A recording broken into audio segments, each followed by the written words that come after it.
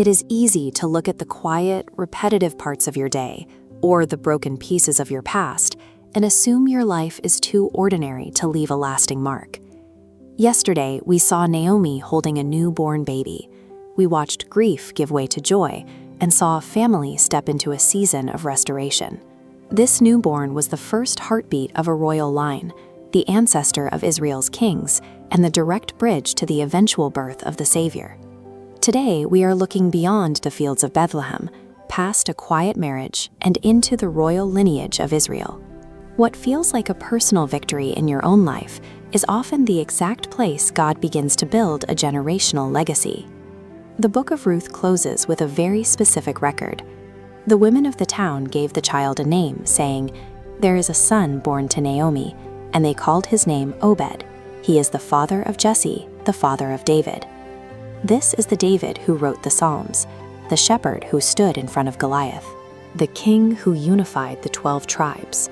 The lineage continues forward through the centuries, spanning 42 generations until it culminates in the birth of Jesus Christ.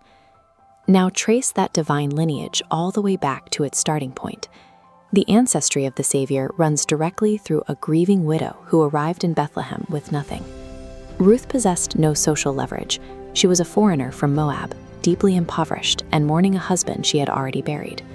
Her journey began with one quiet choice: walking away from the safety of her homeland to care for a broken, grieving widow. That choice was followed by days of exhausting work. She bent low under the sun, gathering leftover barley in a stranger's field, just to ensure they had enough to eat that week. None of those decisions felt historic in the moment, but God was actively gathering those quiet acts of obedience and stacking them together to construct a royal foundation. Your individual faithful choices are never wasted. You are not a footnote. You are a thread in the tapestry of His redemption. It is natural to look at your own history, the mistakes or the lack of resources, and conclude that God must need someone else. By human standards, Ruth was entirely disqualified. She had the wrong nationality, no wealth, no husband, and no social connections in a foreign land. Yet God bypassed the influential and the wealthy, choosing this specific woman's quiet devotion to bring His Son into the world. God does not evaluate your potential using worldly metrics. He looks past circumstances to find a yielded heart. Think about the parts of your life that feel invisible: the repetitive work, the long wait, the unseen care you provide for someone else.